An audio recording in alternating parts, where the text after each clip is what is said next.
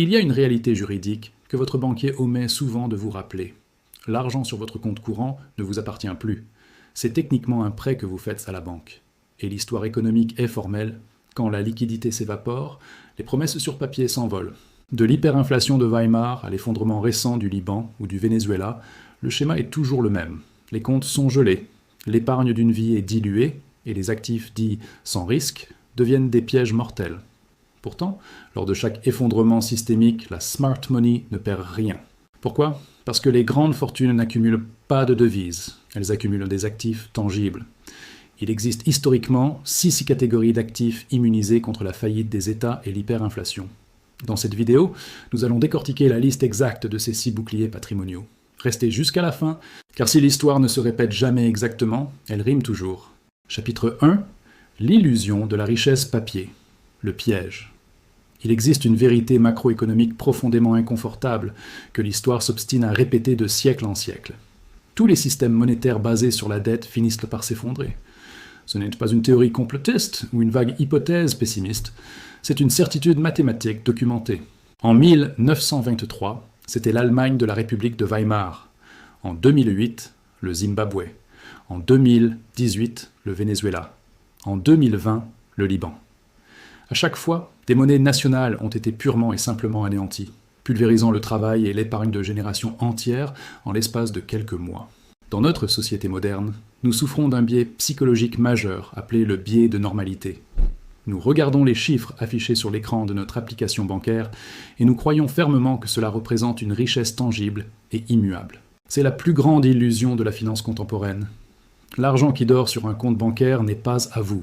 Sur le plan strictement juridique, c'est un prêt non garanti que vous accordez à une banque commerciale.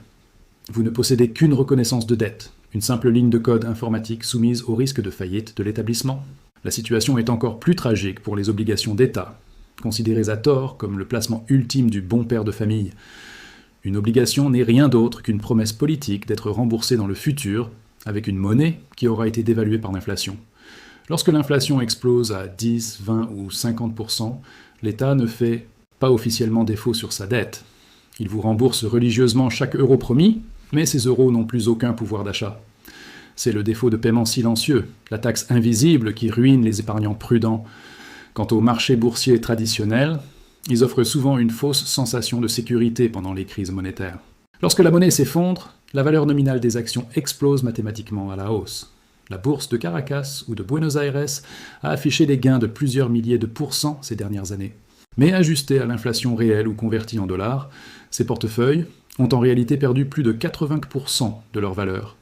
La richesse nominale monte, mais la véritable richesse, c'est-à-dire le pouvoir d'achat physique, s'effondre. À chaque crash systémique, la leçon est d'une brutalité inouïe.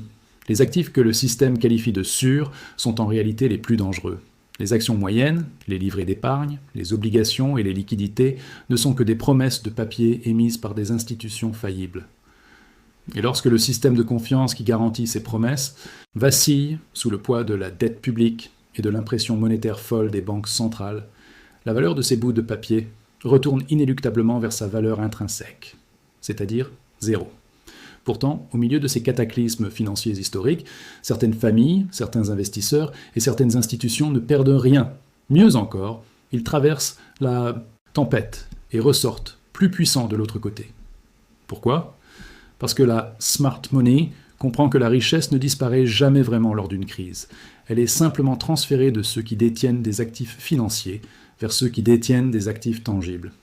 L'hyperinflation est le plus grand mécanisme de transfert de richesse jamais inventé par l'homme. Dans cette vidéo, nous n'allons pas faire de prédictions hasardeuses. Nous allons analyser froidement les données historiques pour identifier les 6 seules classes d'actifs qui ont mathématiquement et systématiquement survécu aux effondrements étatiques, aux hyperinflations et aux guerres. Ce sont les boucliers patrimoniaux ultimes. Comprendre l'anatomie de ces 6 actifs n'est pas une simple leçon d'économie, c'est un guide stratégique d'urgence pour protéger le fruit de votre travail avant que la prochaine tempête monétaire ne s'abatte sur l'Occident. Chapitre 2. L'ancrage dans le réel, terre et immobilier. Le premier actif de notre liste est le plus ancien, le plus fondamental et le plus vital de l'histoire de l'humanité, la terre productive, et plus spécifiquement les terres agricoles. Lors d'un effondrement monétaire, la société régresse instantanément vers le bas de la pyramide de Maslow. Les besoins complexes disparaissent remplacée par une urgence absolue, se nourrir. La production alimentaire est totalement inélastique. Qu'une action technologique perde 80% de sa valeur n'a aucune importance face à la valeur intrinsèque d'un hectare de terre noire capable de produire du blé ou du maïs, contrairement aux devises que les banques centrales peuvent imprimer à l'infini d'un simple clic sur un ordinateur. On ne peut pas imprimer un seul mètre carré de terre arable supplémentaire. C'est un actif physique dont l'offre est strictement limitée par la géographie. C'est la raison exacte pour laquelle les plus grandes fortunes mondiales, des grands fonds de pension aux milliardaires de la technologie, accumulent silencieusement des centaines de milliers d'hectares de terres agricoles. Ils ne le font pas pour le rendement annuel, qui est souvent faible, mais comme ultime assurance vie contre l'effondrement du système fiat. Le deuxième actif est le cousin direct de la terre, l'immobilier tangible. Attention, il ne s'agit pas ici d'immobilier commercial, de bureaux ou de centres commerciaux hyper financiarisés qui s'effondrent lors des récessions. Nous parlons de l'immobilier résidentiel physique, le toit au-dessus de la tête. Tout comme la nourriture, le besoin de s'abriter ne disparaît jamais. Un appartement ou une maison de qualité située dans une zone géographiquement sécurisée conservera toujours sa valeur d'usage, quelle que soit la monnaie avec laquelle on tente d'en mesurer le prix. L'immobilier résidentiel présente d'ailleurs un avantage asymétrique explosif en période de forte inflation, à condition qu'il soit financé par une dette à taux fixe. C'est le secret le mieux gardé des investisseurs immobiliers aguerris. Si vous empruntez 100 000 € à taux fixe et que la monnaie perd la moitié de sa valeur à cause de l'inflation, la valeur réelle de votre dette est divisée par 2, tandis que la valeur de votre bien immobilier en briques augmente mécaniquement pour s'ajuster à la nouvelle masse monétaire. L'inflation détruit votre dette et enrichit votre patrimoine tangible. Cependant, la smart money connaît parfaitement les pièges mortels liés à la terre et à l'immobilier. Ces actifs sont, par définition, immobiles. Vous ne pouvez pas les mettre dans une valise et fuir le pays si la situation politique dégénère. Ils sont l'ancrage ultime, mais c'est un ancrage lourd. De plus, ils sont la cible fiscale privilégiée des États en faillite. Lorsqu'un gouvernement n'a plus d'argent, il augmente massivement les taxes foncières, ou pire, il impose un gel des loyers qui détruit la rentabilité du propriétaire, comme on l'a vu à Berlin ou en Argentine. Posséder de la terre ou de la pierre est donc indispensable pour survivre à un crash monétaire, car c'est la seule façon de garantir sa subsistance physique en dehors de la chaîne d'approvisionnement des supermarchés. Mais cela exige une contrepartie lourde. Il faut être prêt à défendre physiquement sa propriété, et il faut avoir la capacité financière de supporter une fiscalité étatique qui deviendra de plus en plus prédatrice. C'est le premier bouclier, essentiel, mais qui ne peut pas suffire à lui seul pour sécuriser un patrimoine liquide et mobile. Chapitre 3. La relique barbare, l'or physique. Pour pallier l'immobilité de l'immobilier, l'histoire a sélectionné le troisième actif de notre liste, le roi incontesté des crises systémiques, l'or physique. Les économistes modernes aiment se moquer de l'or, le qualifiant de « relique barbare », qui ne génère ni dividendes, ni intérêts, ni flux de trésorerie. C'est une critique techniquement vraie, mais qui rate totalement l'objectif fondamental du métal jaune. On n'achète pas de l'or pour s'enrichir ou pour spéculer. On achète de l'or pour ne pas s'appauvrir quand tout le reste du système financier s'évapore. La puissance absolue de l'or réside dans une caractéristique financière unique au monde. Il ne comporte strictement aucun risque de contrepartie. Si vous tenez une pièce d'or dans votre main, sa valeur ne dépend d'aucune promesse, d'aucun conseil d'administration, d'aucune décision politique et d'aucune infrastructure Internet. Ce n'est le passif de personne. Contrairement à un compte bancaire ou une action boursière qui peuvent être effacés ou gelés par un tribunal, l'or physique est une richesse autonome. C'est la monnaie de base de niveau 1, acceptée sur tous les continents depuis 5000 ans. L'histoire de l'hyperinflation sous la République de Weimar illustre ce pouvoir de préservation avec une précision mathématique. En 1913, une once d'or permettait d'acheter un costume pour homme de très haute qualité à Berlin. 10 ans plus tard, en 1923, la monnaie allemande avait été imprimée jusqu'à ne plus rien valoir. Il fallait des brouettes de billets pour acheter un pain. Pourtant, au milieu de ce chaos monétaire absolu, cette même once d'or permettait toujours d'acheter exactement le même costume sur mesure. L'or n'avait pas pris de valeur. C'est la monnaie de papier qui s'était effondrée autour de lui. Il faut cependant faire une distinction vitale et absolue. L'or papier, les ETF, les certificats bancaires ou les contrats à terme, n'a aucune utilité en cas de crash systémique. L'or papier n'est qu'un droit financier adossé à une promesse bancaire. Lors d'une panique mondiale ou d'une faillite institutionnelle en chaîne, le marché de l'or papier s'effondrera car il n'y a physiquement pas assez d'or dans les coffres occidentaux pour livrer tous les détenteurs de certificats. Seule la possession physique, hors du système bancaire, idéalement dans des coffres privés ou des juridictions offshore sécurisées, offre une véritable protection. Le comportement des banques centrales mondiales valide d'ailleurs cette stratégie d'urgence de la manière la plus éclatante. Les dirigeants des banques centrales occidentales déclarent publiquement aux citoyens que l'or est un actif dépassé et que leur monnaie papier est solide. Mais en coulisses, comme nous l'avons analysé dans nos précédentes vidéos, les banques centrales de Chine, de Russie et d'Inde achètent des milliers de tonnes d'or physique à un rythme inédit. La règle d'or de la smart money s'applique. Ne regardez jamais ce que les institutions disent, regardez exclusivement ce qu'elles font avec leur propre capital. L'or offre également une portabilité et une densité de valeur exceptionnelles. Vous pouvez transporter l'équivalent du prix d'une belle maison dans une simple ceinture, sous vos vêtements, ou dans le fond d'un sac à dos. En cas de guerre ou de nécessité de fuite immédiate, comme au Liban ou en Ukraine récemment, une once d'or sera immédiatement acceptée par n'importe quel douanier ou passeur, n'importe où dans le monde, sans avoir besoin d'un terminal de paiement ou d'une validation par un serveur informatique basé à New York. C'est l'ultime passeport financier. Chapitre 4. Les surfeurs de l'inflation, le pricing power. Si l'or protège votre pouvoir d'achat passé, il ne produit rien. Pour faire croître un patrimoine pendant une période de destruction monétaire, il faut se tourner vers le quatrième actif, les actions d'entreprise dotées d'un pricing power, un pouvoir de fixation des prix absolu. Lors d'une crise inflationniste majeure, 90% des entreprises font faillite. Leurs coûts de production, salaires, matières premières, énergie, explosent, mais elles ne peuvent pas augmenter leur prix de vente sous peine de perdre tous leurs clients. Leurs marges sont écrasées et la faillite est mathématiquement inévitable. L'investisseur intelligent doit donc chercher les 10% d'entreprises qui possèdent ce fameux pricing power. C'est la capacité d'une société à augmenter ses prix de vente de 50% du jour au lendemain sans perdre une seule vente, car le consommateur n'a physiologiquement ou techniquement pas d'autre choix que de payer. C'est l'apanage des monopoles naturels, des infrastructures essentielles et des producteurs de biens de première nécessité. Ce sont les entreprises qui contrôlent les barrages hydroélectriques, les réseaux d'eau potable, les péages autoroutiers ou les oléoducs. Warren Buffett, l'un des plus grands investisseurs de l'histoire, a théorisé cette stratégie de survie. Selon lui, la meilleure entreprise à posséder en période de forte inflation est celle qui requiert très peu de capital physique pour augmenter son volume d'affaires et qui fournit un service indispensable. Les éditeurs de logiciels professionnels monopolistiques, les géants pharmaceutiques ou les réseaux de cartes de crédit entrent dans cette catégorie. Si l'inflation augmente la masse monétaire, ils prennent simplement leur pourcentage sur un volume nominal plus important. Ils surfent sur la vague inflationniste, au lieu d'être noyés par elle. En revanche, posséder des entreprises zombies lors d'un crash monétaire est une condamnation à mort financière. Les entreprises lourdement endettées à taux variables, les compagnies aériennes, les constructeurs automobiles ou le commerce de détail bas de gamme seront pulvérisés par la baisse du pouvoir d'achat des classes moyennes et par l'explosion des taux d'intérêt. L'hyperinflation agit comme un filtre darwinien d'une cruauté absolue sur les marchés boursiers. Elle détruit les modèles d'affaires fragiles et transfère toutes les liquidités de la société vers une poignée de monopoles résilients.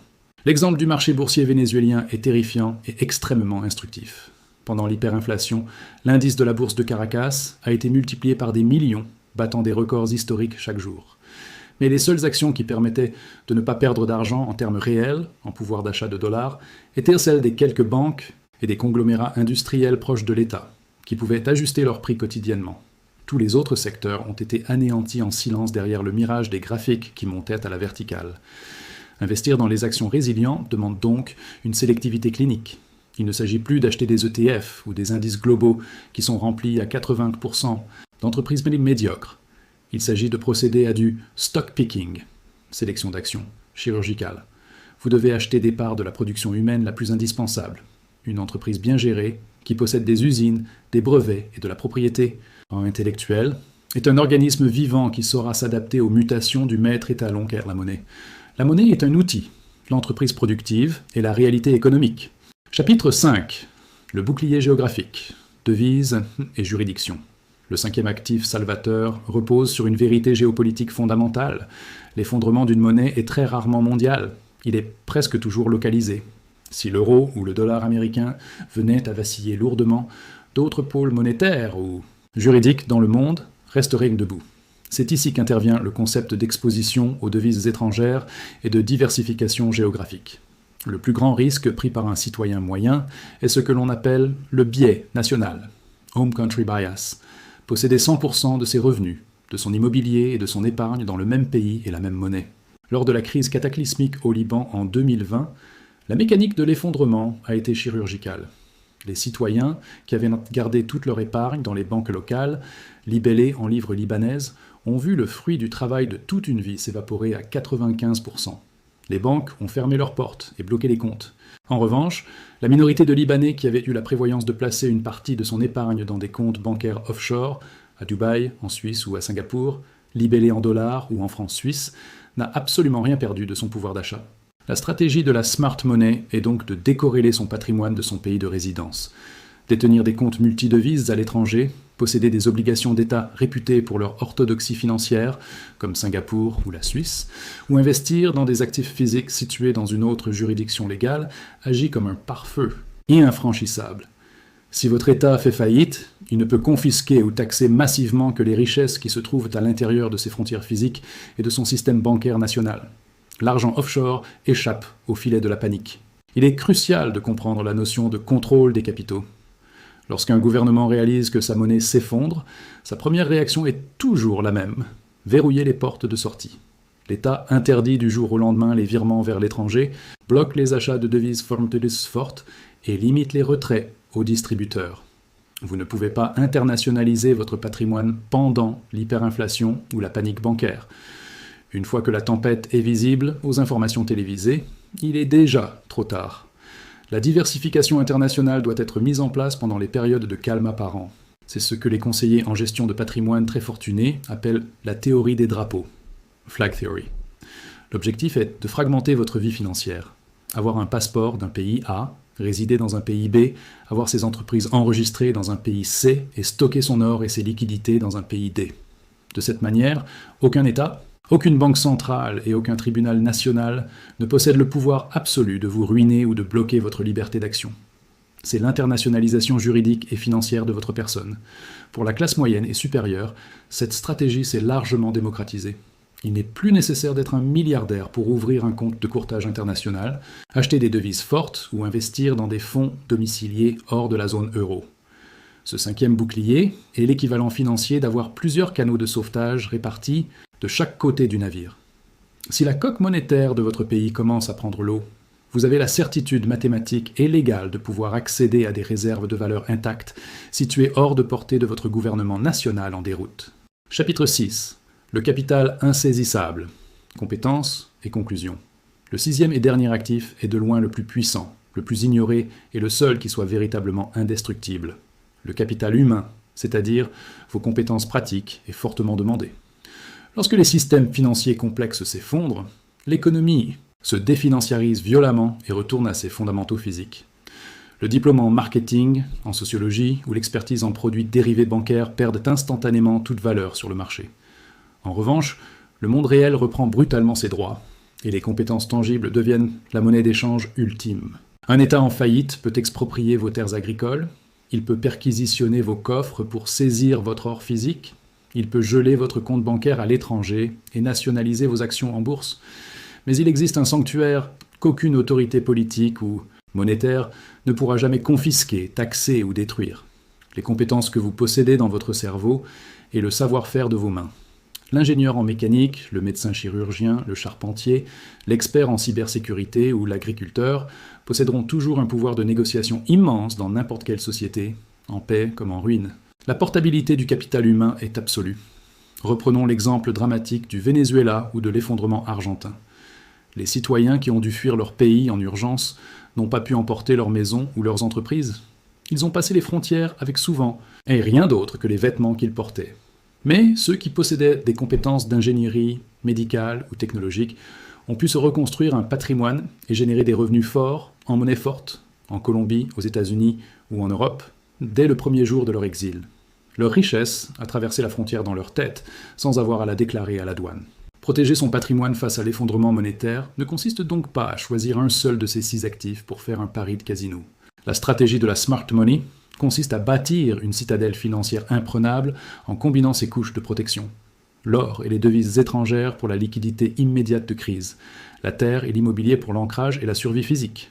Les actions d'entreprise à pouvoir de tarification pour capturer la vague inflationniste. Et enfin, les compétences rares pour garantir un flux de trésorerie constant, quelle que soit l'époque. Nous vivons actuellement la fin d'une parenthèse historique exceptionnelle. Les 40 dernières années nous ont fait croire à la stabilité magique de la monnaie de papier, fiat, soutenue uniquement par la confiance et la dette. Mais l'histoire macroéconomique est implacable. Le retour à la moyenne financière sera d'une brutalité terrifiante pour la majorité de la population qui fait aveuglément confiance au système bancaire.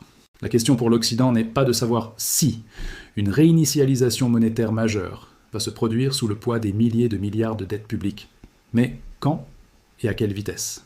Votre responsabilité n'est pas de céder à la panique ou au pessimisme paralysant. Votre devoir d'investisseur est de procéder à un audit clinique et impitoyable de votre exposition aux risques systémiques. L'hyperinflation ou la faillite bancaire ne détruisent pas la richesse. Elles punissent simplement ceux qui ont stocké leur énergie vitale dans des promesses de papier au lieu de l'ancrer dans la réalité tangible. Préparez-vous avant que le ciel ne s'assombrisse, car lorsque la panique commencera, les portes de sortie vers les actifs tangibles seront déjà verrouillées par les élites institutionnelles. Dites-moi en commentaire, parmi ces 6 boucliers, terre, or, immobilier, actions, devises, compétences, quel est l'actif en lequel vous avez personnellement le plus confiance pour protéger votre famille lors de la prochaine décennie? Le débat est ouvert. Si ce guide stratégique d'histoire monétaire vous a ouvert les yeux sur les fragilités du système, abonnez-vous. Nous continuerons d'analyser sans filtre les mécanismes de la smart money pour que vous ne soyez pas la victime du prochain cycle financier.